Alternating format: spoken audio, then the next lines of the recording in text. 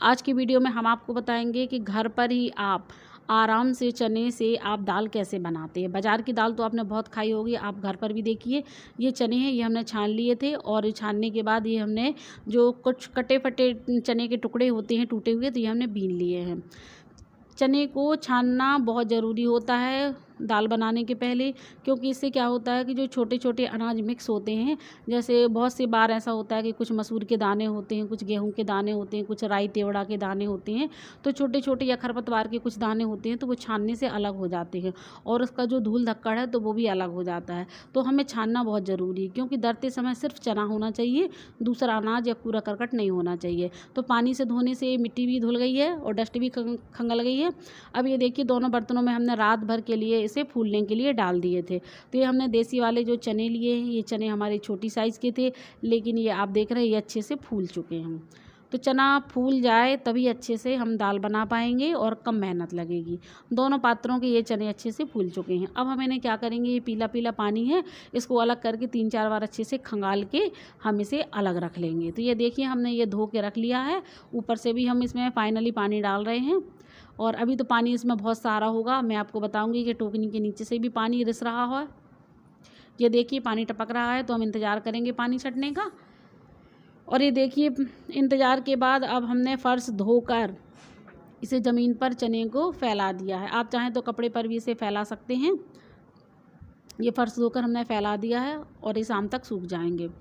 अभी चूँकि गर्मी का मौसम है, इसीलिए एक ही दिन में ये देखिए हमारे सारे चने ये सूख गए हैं। अब हम इनको समेट लेंगे। आप देखिए, यदि इसमें कोई भी कूड़ा करकट आपको समझ में आता है तो आप उसे साफ़ सुथरा फिर से कर लीजिए।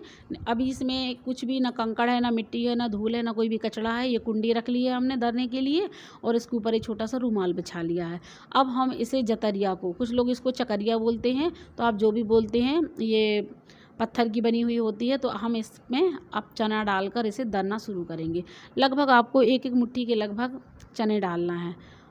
जो हमारी पहले की दादी नानी लोग हुआ करती थी, तो उस ज़माने में वो लोग बहुत सारे चने को इकट्ठा साल भर के लिए दर कर रख लेती थी और वो सारा काम खुद अपने हाथों से बड़ी खुशी खुशी किया करती थी। आज के ज़माने में भी बहुत सारी महिलाएं ऐसी हैं जो घर पर ये काम करना पसंद करती हैं और बहुत से लोग ऐसे हैं कि बाज़ार की चीज़ों को पसंद नहीं करते हैं, तो वो घर पर ही अनाजों को तैयार करते हैं, दलहन वगैरह घर पर ही तैयार करते हैं। तो किसान परिवारों में तो ऐसा होता ही है। साथ में जो लोग नहीं पसंद करते हैं बाज़ार का रेडीमेड चीज़ें, तो वो घर पर इस तरह से तैयार करते हैं। तो वही विधि मैं आपके साथ शेयर कर रही हूँ। तो इस तरह से देखिए, हमारे फाइनली ये दर चुके हैं। अब हमने चक्की के सारे निकाल लिए थे चने। अब हम इन सब सामान को अलग करके और ये सब दराए जो हमारे चने हैं, इनको हम इकट्ठा कर ले रहे हैं। यदि आपने अभी तक हमारे चैनल आसान पल को सब्सक्राइब ना किया हो, तो आप जल्दी से जल्दी इसे सब्सक्राइब कर लीजिए। ये आप गेहूं की छन्नी देख रहे हैं, तो अब हम इसे छानेंगे।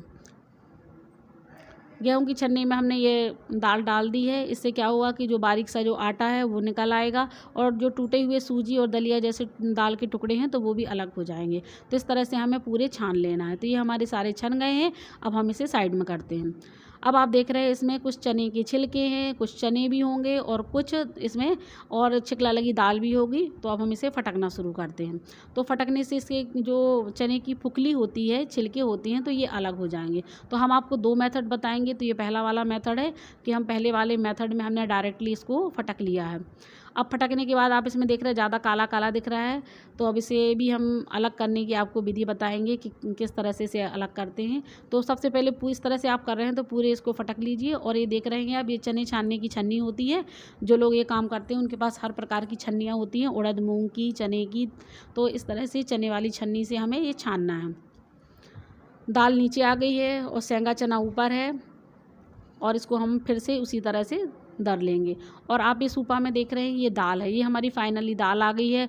अब लेकिन इसमें क्या होता है कि जो छोटे साइज़ के चने होते हैं, जो ज़रा ज़रा से चने होते हैं, तो वो सेंगे निकल जाते हैं छन्नी से। तो जब भी आप फ्री टाइम में हैं, अभी तो कोरोना का टाइम चल रहा है तो सब लोग फ्री हैं, तो आप घर वालों की मदद लेकर इसको आप इस तरह से बिनवा सकते हैं। तो ये आप फ्री टाइम में बीन लीजिए और बाकी दाल आपकी एकदम से तैयार है।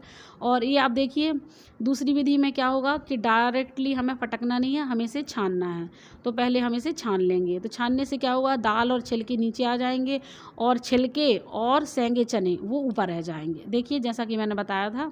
तो इसको अलग कर लेंगे।